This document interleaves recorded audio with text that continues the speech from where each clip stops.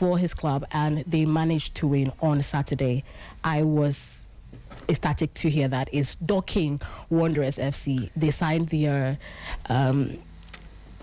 long-time fan. Yeah, I saw that as well.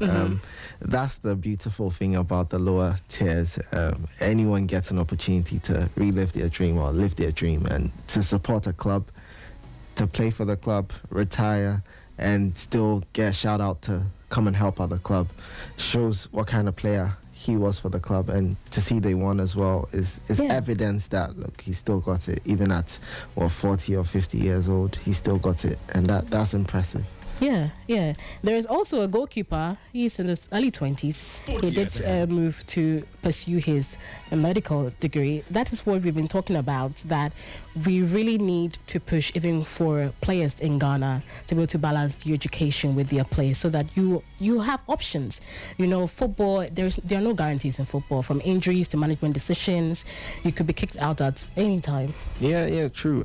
When I was in England, I had a colleague, or I had a couple of colleagues that played in the academies. Jack Beadle was at Yeovil. We had what's this guy's name? Ben Cresswell. He was at Roma or AC Milan, and they decided to come to university and pursue David Kirk. He was at Charlton, and all these players ended up giving up their football career to pursue education, and it's worked out for them. So I think the system over there is properly structured, where you're going to school, you're still playing football up until at least SSC or WASI or A level, and then you take a decision, you want to go professional or not.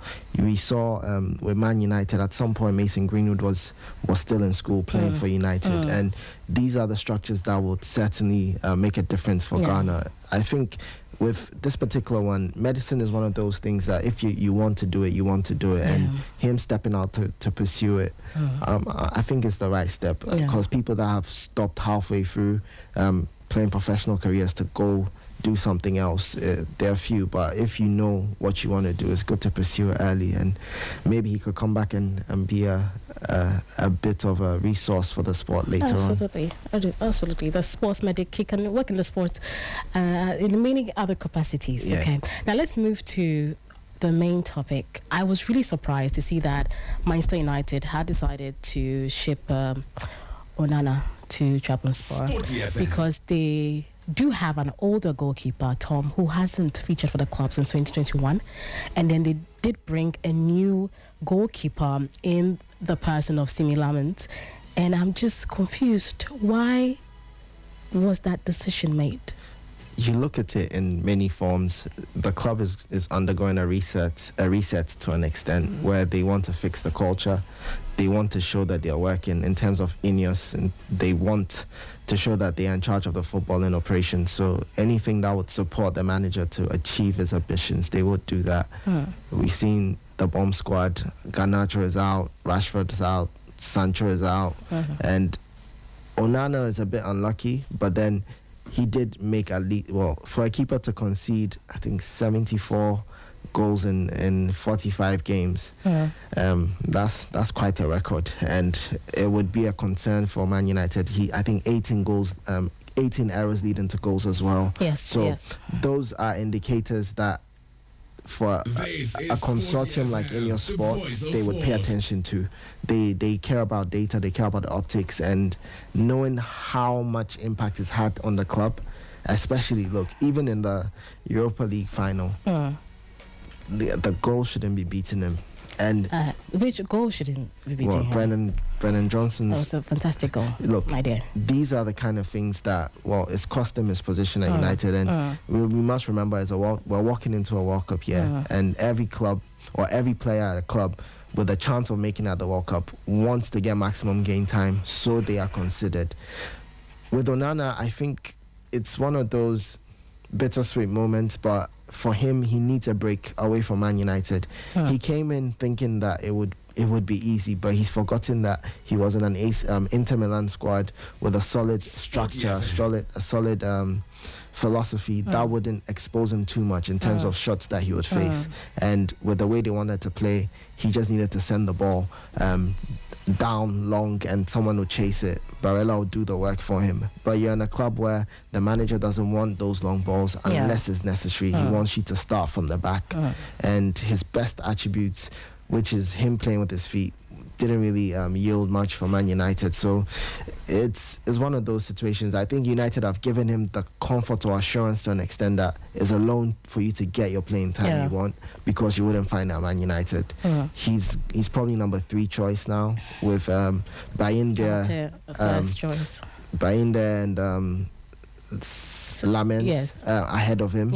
And even Tom Heaton, to an extent, even has a look in more than he does, because homegrown status and what's not makes him a suitable candidate. He's 39. Yeah, but Van der Sar stayed till 39, 40 and he was still impactful.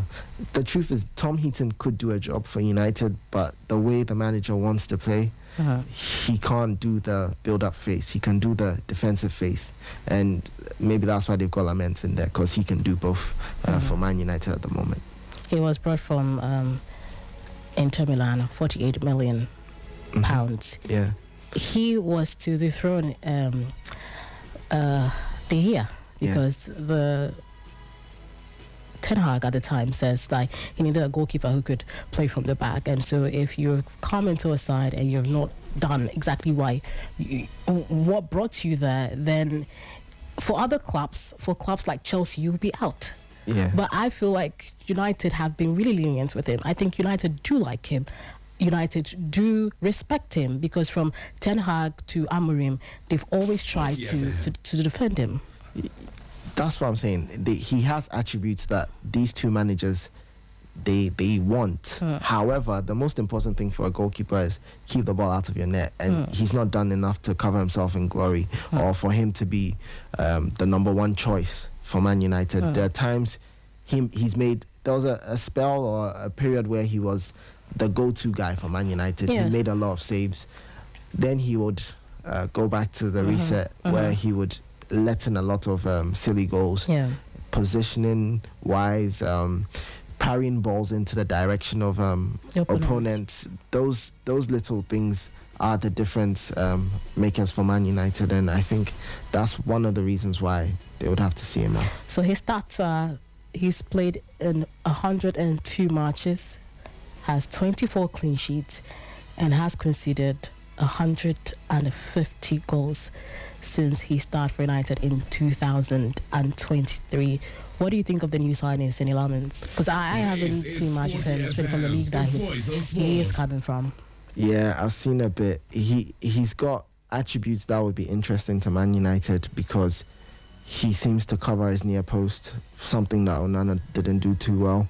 Even Bayinda didn't do too well. And he always seems to parry the ball away from the action. So clearly he has something about him that would encourage Man United fans. And he's got a big frame. He's only 21, 22. Yes, and 22. He's pretty much like Courtois to an extent in terms of his frame. And he's got the ability to pass out from the back. And the most important thing, which is what every keeper should do, is keeping the ball out of the net. He has a good command of his area.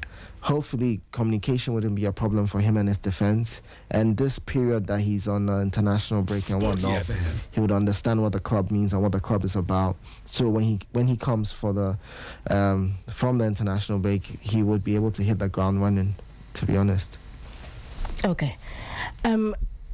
Gary will be joining us shortly. I wanted to pick his thoughts on Onana leaving United, especially as they face Manchester City this weekend for their first Manchester derby for the season.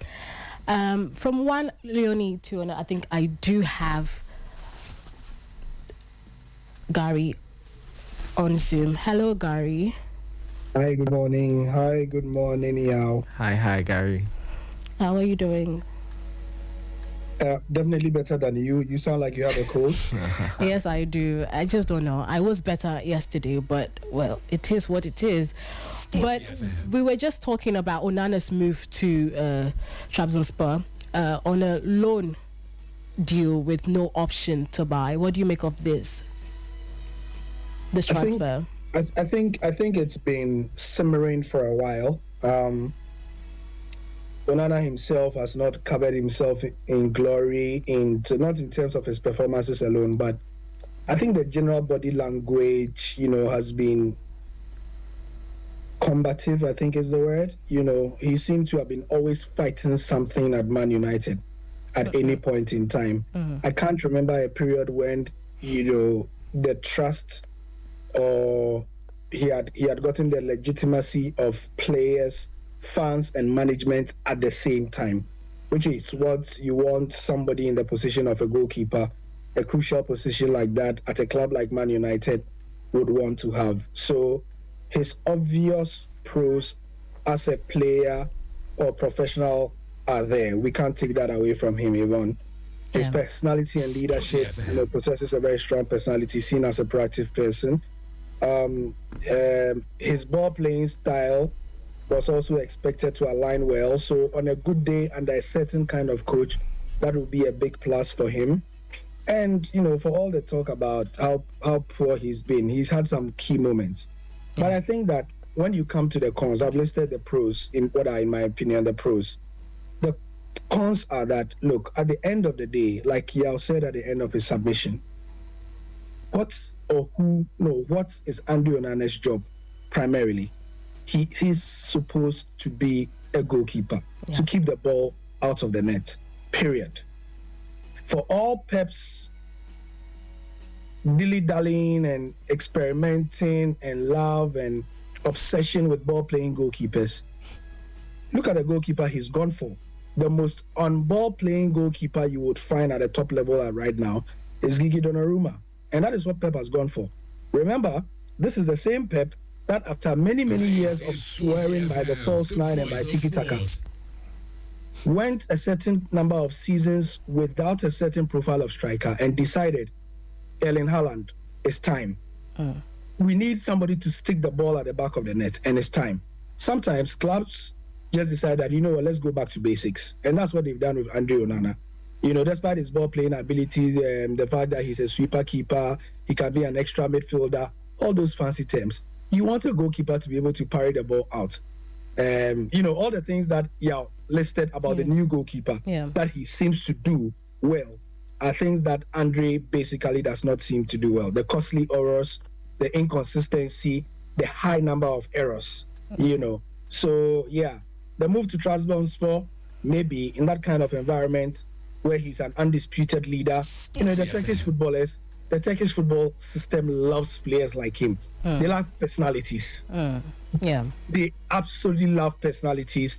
They love, and in an environment like that where there's probably less scrutiny, he might have less number of errors and less costly errors as well. So I wish him well, for the sake of who he is in African football, what he stands for Cameroon and all that. I wish him well, and I really hope he does well. I think it's a good move. It's a good statement because they're not entirely kicking him out of the club, because they've also put into consideration the upcoming AFCON where he'll be absent for a number of weeks, and so it is good for an African player to be respected at a top club.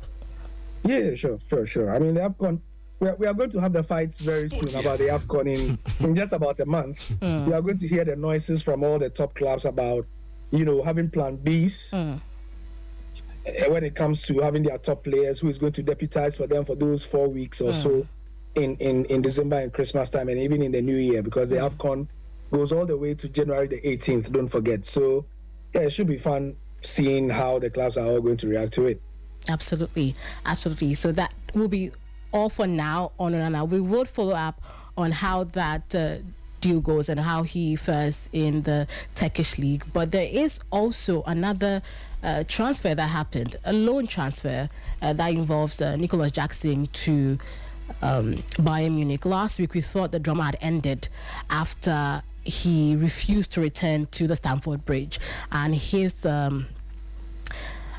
agent took to Instagram to say that he was not returning to the Blues. But now there is an update, which is more, I don't want to say damning than the previous, where the board member for Bayern Munich says that there's no possibility of them buying him. But before we get into that conversation, let's take how Jackson took his move to Bayern Munich.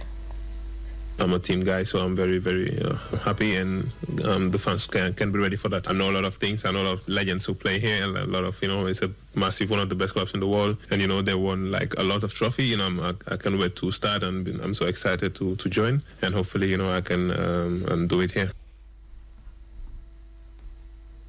Okay, there is also, let's take exactly what Ulu Hines said about the Jackson's move to Bayern Munich.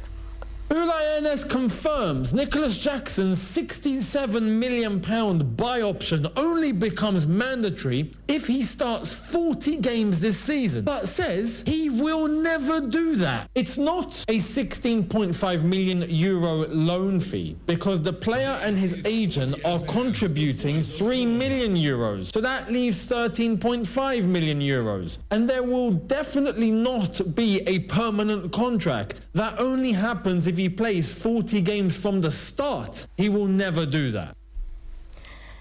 Interesting comments. I am very interested. I want to know why he would say that to the press. I don't know if it is he needed to have said that to the press, to the entire public. It's Uli Hoeneß. I mean, if you know Uli Hoeneß, he's as German as they come. We know German and Dutch people have as one of their cultural staples, one of their cultural stereotypes. They are extremely blunt to a fault. They don't come blunter than Uli Hoeneß. If it's black, he's not going to tell you that it's black and a little bit of white. So he's just articulating what the general mood at the club has been to this move. But I think many people will know by now that Bayern Munich's new sporting director, he seems to be a bit of a softie and a weakling. If you look at the way other transfers have gone, particularly in the last 2 weeks ending the transfer window, it seemed that anybody who was selling a player to Bayern or buying a player from Bayern got their way in terms of how they wanted the deal, in terms of the structure. So it was hugely embarrassing for Bayern. And if you look at all the legendary players who have played for Bayern Munich, the strikers, the whatnot, and to have this amount of money being put into Nicolas Jackson on loan, it is, if it is your personal business, if it is my personal business, I will be extremely annoyed that we are putting such monies at the disposal of a player not proven like Nicolas Jackson and that he's on loan. So I think he's articulating a general move. Bayern generally think that, the way the move was structured, how it went, the fact that Chelsea, for one, and Jackson's agent, secondly, seem to have had their way against an institution like Bayern Munich was hugely embarrassing for them. And Uli Hoeneß and Bayern are just trying to get some of their pride back, So, and they will make sure that he does not get the 40 games. Absolutely not. With Harry Kane there, the possibility of even getting the 40 games was slim to begin with, because Harry Kane is not going to get injured for so long that Nicolas Jackson is going to get 40 games. And then, even if they are going to give him playing time, 40 games is a lot. Remember, it's a 34-game season, 34-week season. So how many times is he going to play in the 34-week season? So assuming he plays in every game for even 2 minutes, that's 34 games. Then what? You think Bayern are going to add what amounts to 6 other games in the DFB Pokal and the Champions League? Forget about it. Gary, you know what's interesting? Harry Kane, who has scored 65 goals in 65 games, has only played 38 games. So started 38 games last season. Yes. How much more Nicolas Jackson? Forget about it. Now, let me get Yao's opinion on this. What does this do for Jackson as a player? Your parent club, the situation was a bit trickish. Your new club, where you've gone on loan, is saying that there's no guarantee that you would stay for good. this is the perfect opportunity for Jackson to show what he's about, his qualities that he could bring to the Bayern team, regardless of the clauses in there that would, let's say, legitimize them making the deal permanent.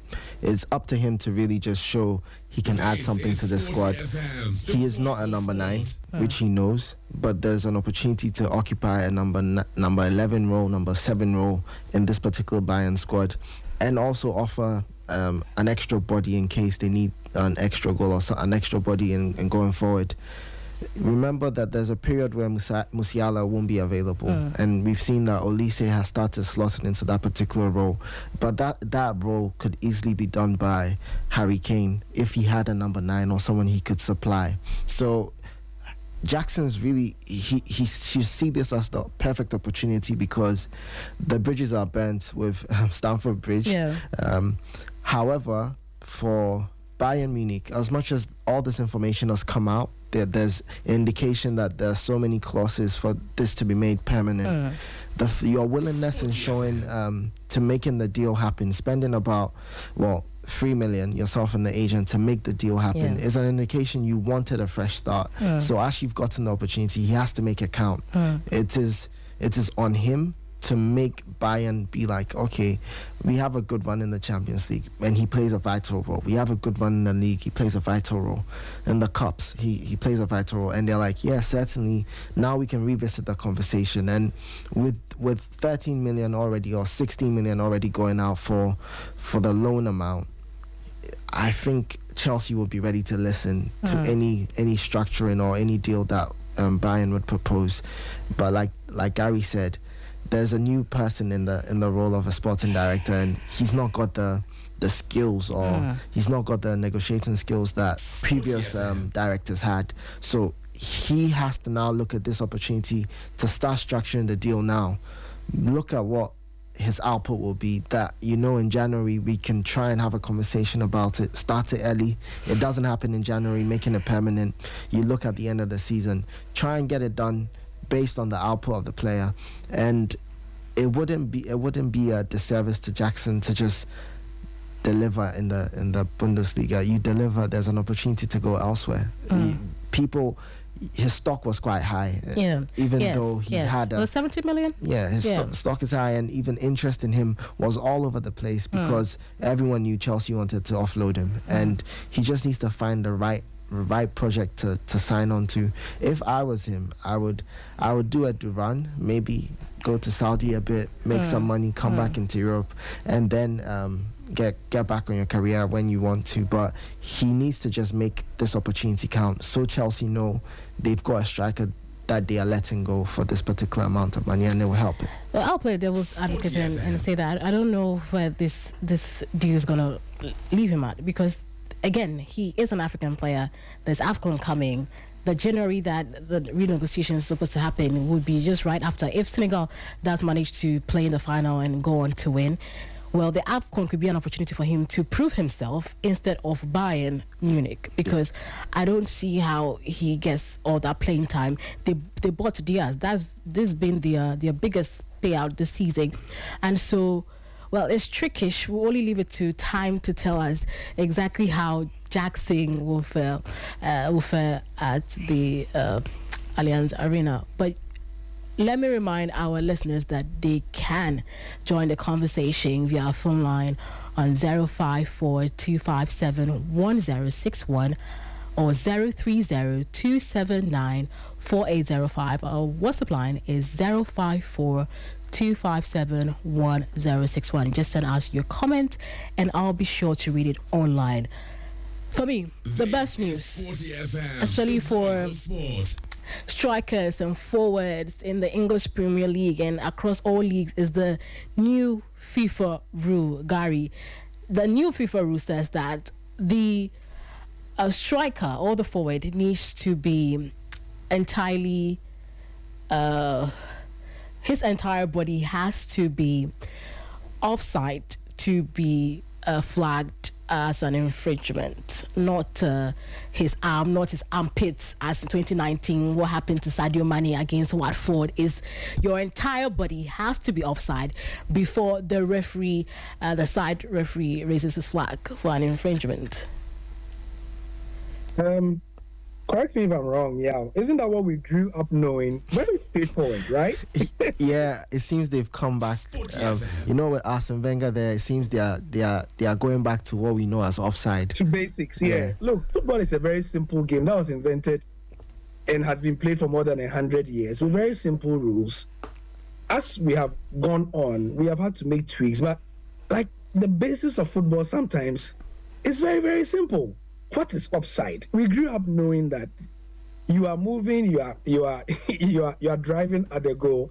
You know, you get into a position where your whole body has the advantage over somebody. What is this? Your toe, your eyebrow, your tongue, your nose, I mean, come on, man. All I'll say is that thank goodness for common sense coming back. I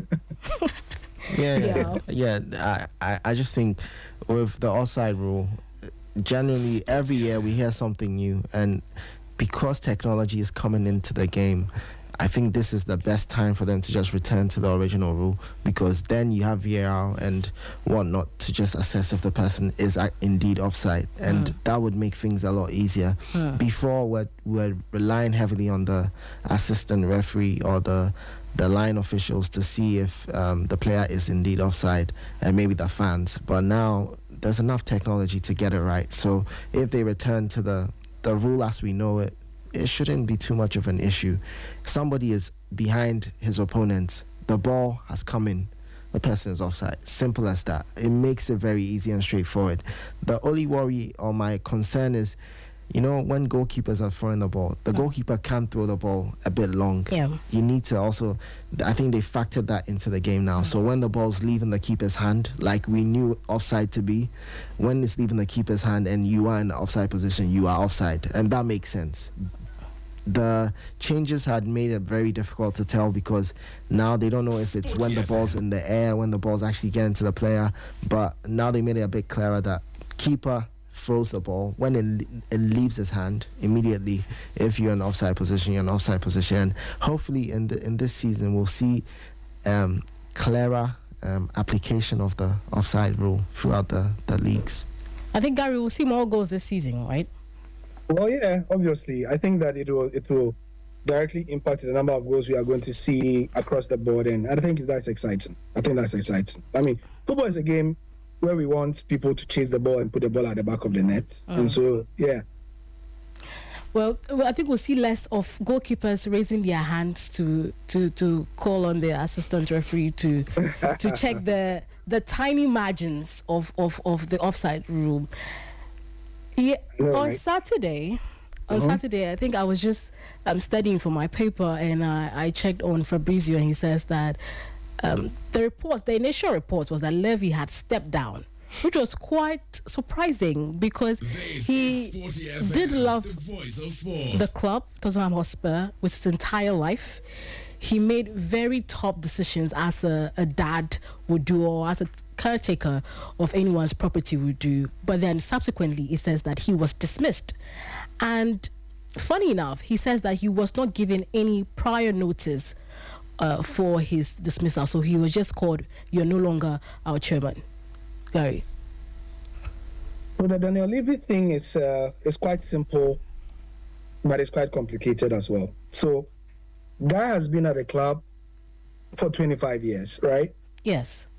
And yet, anyone who has cursorily followed the Premier League knows that he and the Spurs fans have had a very, very fractious relationship. One, the biggest problem fans have had with him is that he has not been... can you hear me? Yes, absolutely. I can hear you loud and clear. His approach to structures, his approach to transfers as well as structures has been problematic for fans. One, on many, many, many occasions, and there's a long list, Yvonne, as a Spurs fan, you know this, where Spurs were in a comfortable position to add a few more £1 million to get a certain profile of player that Spurs fans and neutrals believed, could take Spurs to the next level. And he never did because he was wheeling and dealing. 2, clear cases where he had to sell players in order to get, some kind of return to reinvest in the club, and he never did. Right? Yeah. 3, that Daniel Levy consistently and over the period has been seen by Spurs fans as, unfortunately, the stumbling block to Spurs who remember have gotten a world-class stadium. They've got world-class facilities. So why were our Spurs for so long after getting these facilities, why have they been unable to go to that next level? Daniel Levy has been seen. Second question, why then has the club been unable to remove him?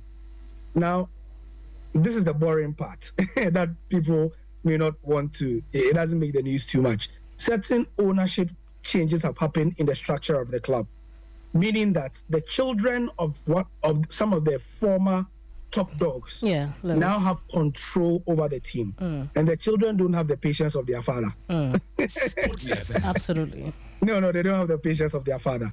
So they have moved to get him gone. The friendship and the bonds that tied him to their parents is not the same thing that is tying Daniel Levy to the children of those people. So the ownership structure has changed a bit, and the new guys feel like, no, they want more forward-thinking people, and that is it. So if, in terms of names, the boss of the majority owner of Spurs, the majority owner is called ENIC or ENIC, depending on who is talking. Yes. And the boss of ENIC is Joe Louis. Yes. Right? He has often been willing to take a back seat, which meant that Daniel Levy's stewardship extended far and wide, such that, in practical sense, that is why you saw Levy always in the front line and in the headlines. Yeah. Why? Because he directly oversaw the hiring and firing of managers. He was in control of basically the wallet of the club, right? And of course, he presided over transfers. Okay? Yeah. So even though you had names like sporting directors like Fabio Paratici or Joan Lange and all those people, Levy was the hugely influential person when it came to assembling the squad. Think Fiorentino Perez. So even though there'll be a sporting director, Dom Perez was the one who we all know or knew was the one who did that. Or in the case of Barcelona, they'll have a sporting director in the sense of Deco, but you always went to the big man up there as the person who is always making sure that the T's are crossed and then the I's are. So Levy out was something you saw over the years because Spurs fans are unhappy. Now they've got what they want. Let's see if the new direction of the club is something that we will be able to say that, I mean, because Daniel Levy left, things have changed at the club. Yeah. Before we cross over to Lloyd, let's assess Levy as chairman for Spurs. 25 years, only 2 trophies. But he has moved Spurs into a powerhouse with so much money accumulated from being very tough with signings because, well, it does affect the playing field, but it does do some good for the books. And they've also been able to afford that huge stadium, that £1 billion stadium that is being rented out to celebs and artists to perform. Yeah, in terms of commercial revenue, certainly, I think looking at the books, you would say that Daniel Levy has been very, very, very shrewd in managing the finances of the club and getting the club into a position where they could be a bit more competitive. You would realize that, like that Gary said, ENIC own, I think, about 61% of Spurs, and in that 61% also, I think Daniel Levy also has his own share in the club as well. So he was highly motivated to ensure the club is performing. He's moved the club from just a team in the Premier League over 20 years to at least one of the highly regarded clubs in the league, averaging 6th place finishes over the 24 years, 7 top 4 finishes, didn't win a Premier League, came close at least twice in my estimation, and a League Cup in 2008, I think. Yes. And then Europa League last year. The success off the pitch is enormous. Getting a new stadium, the commercial aspects of that, enormous. It looks excellent from a finance perspective.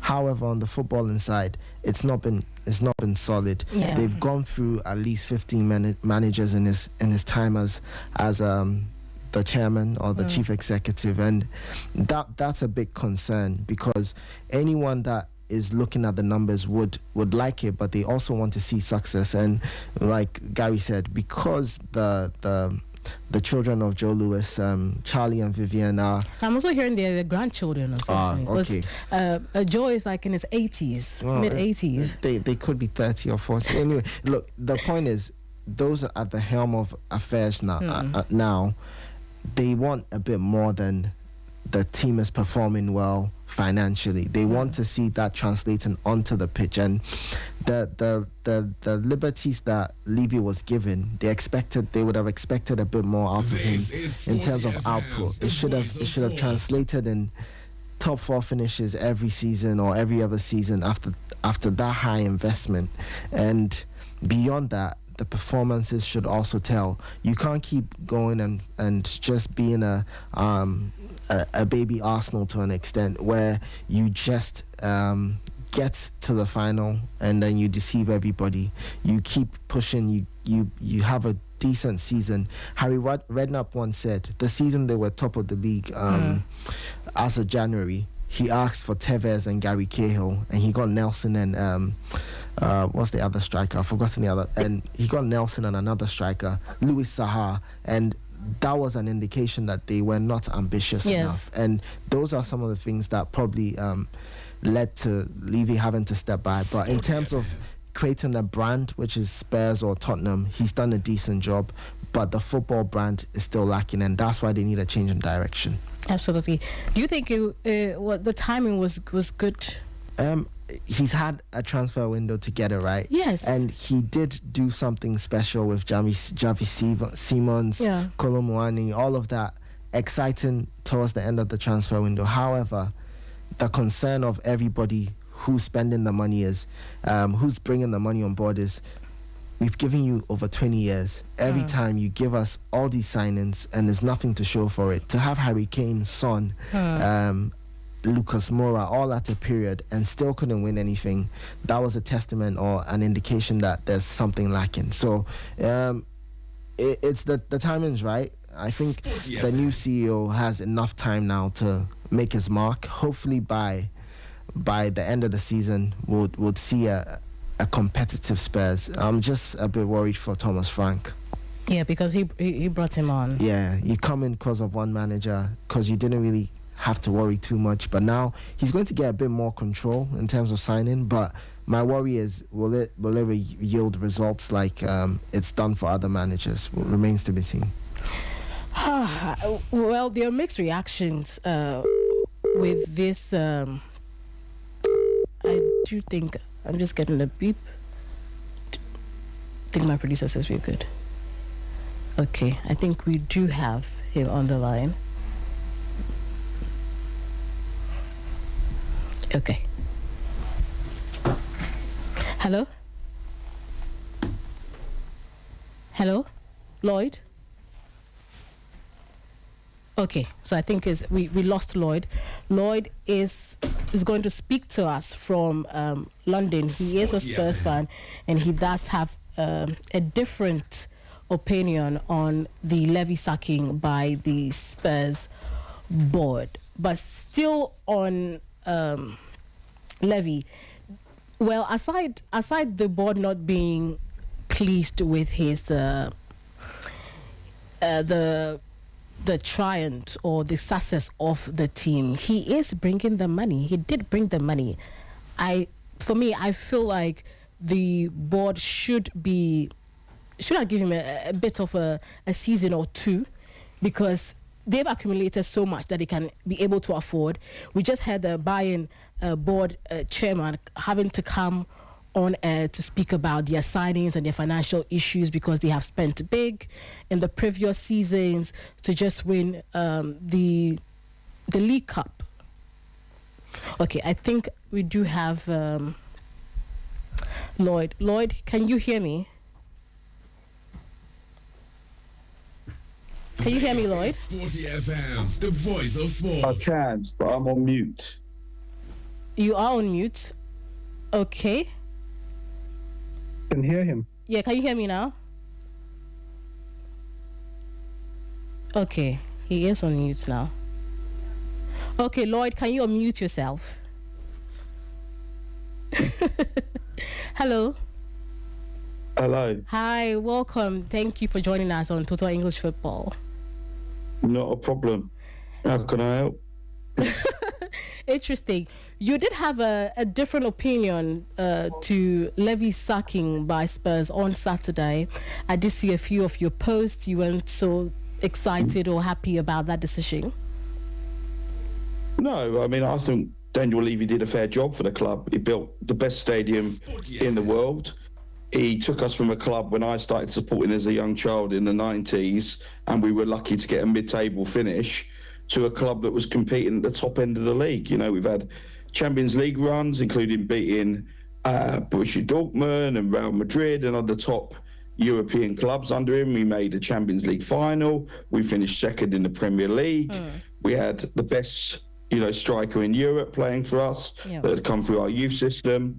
I'm not sure what more the man could have done.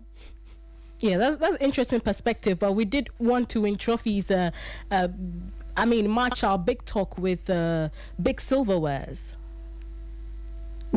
Everyone wants to win trophies, undeniably. But, Tottenham haven't won trophies for a long time. We haven't won the league since 1961.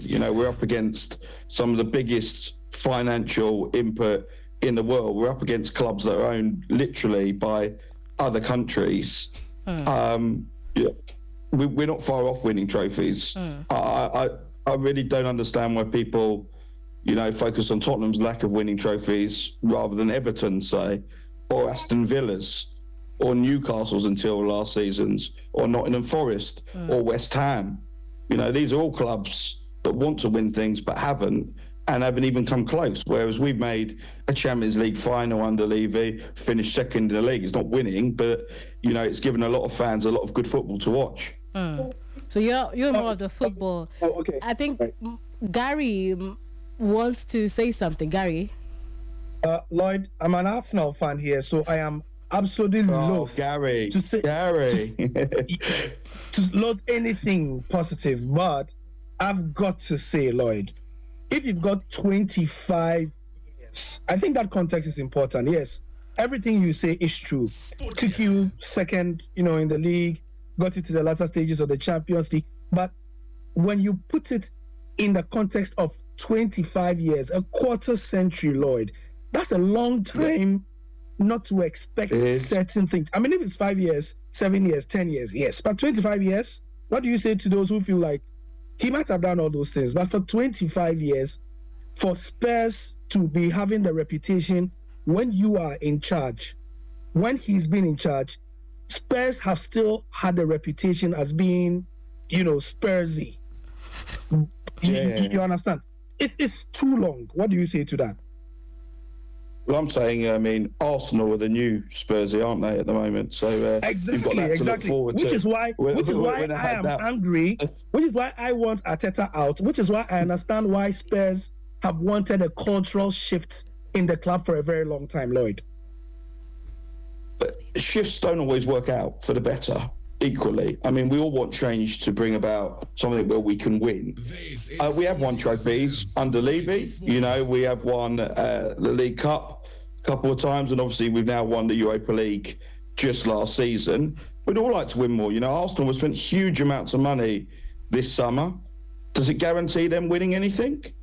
No. But that is why we will are you that much more confident you're going to win? Arteta to be sacked, and we are saying this is his final chance. And I feel like Spurs fans also feel like, no, it's been too long. This has happened and gone on for too long. But Gary, you make a fair point. All right, you get rid of Arteta because he hasn't won you anything. Who do you bring in to guarantee you winning anything? We brought in Mourinho because we thought he was a proven winner. We brought in Conte because he was supposedly a proven winner. Neither of them could do it because the culture of the club didn't lead to us being in a position to win anything. So who are you bringing in that's a guaranteed dead cert to win anything at Arsenal?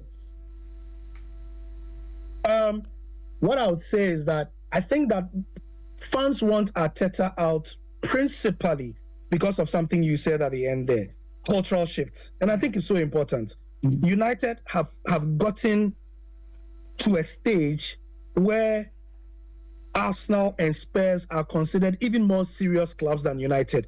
And for United fans, that's unforgivable. And I'm sure you agree to that. It's a cultural thing. I'd love to see Man United struggling. That's true, yeah. Yeah. I'd love to see them struggling. Of course, we all do. I mean, it's a high for all of us.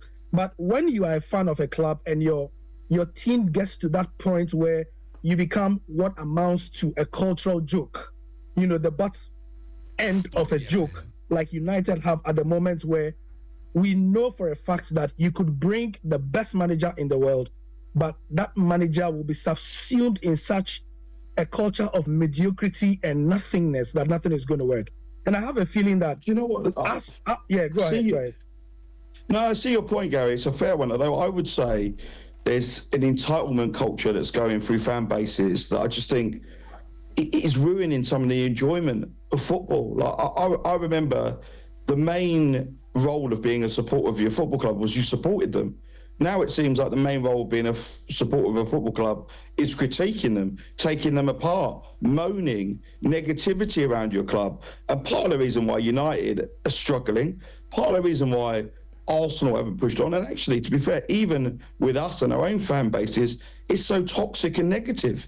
Who wants to play football in that environment? No, but there's nothing wrong with wanting trophies, Lloyd, as a fan. No, when you've seen your club invest as much as Arsenal have, you understand. There's nothing wrong with wanting to see your coach or having a coach who is able to take you from nearly there to there, especially when everything is provided for the person. Of course, Gary, I want to be 6'4", but I'm not going to be anytime soon. There's lots of things. I want in life. I'd love to write a best-selling book. I'd want lots of things, but this want,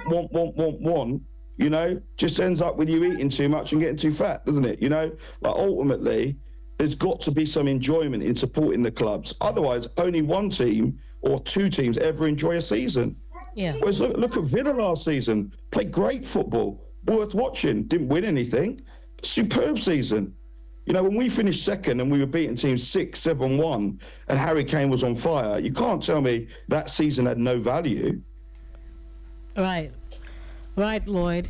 So, but how are the fan base feeling in London? Because over here in Ghana, we don't mind him leaving. We are okay with him leaving. But the question is, where does the club go from here? Who comes in to replace him?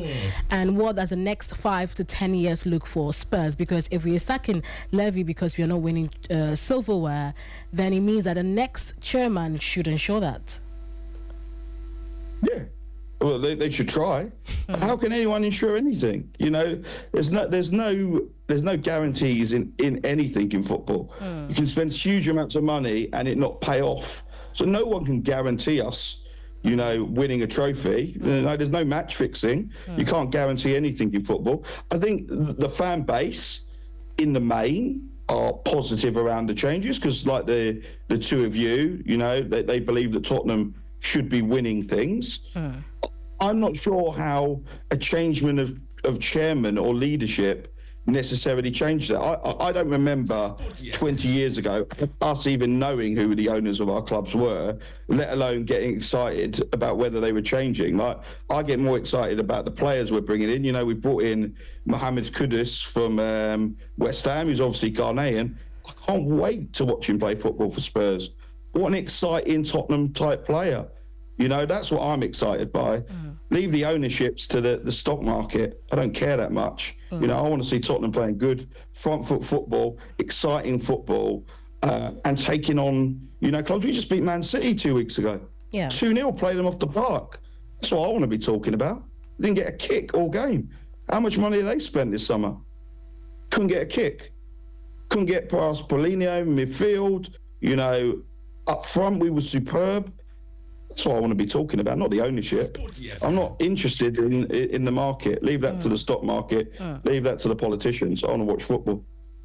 But yeah, I think we're in a good place. We did beat City, but we went on to lose to Bournemouth the next week. And we are facing West Ham this weekend. Yeah.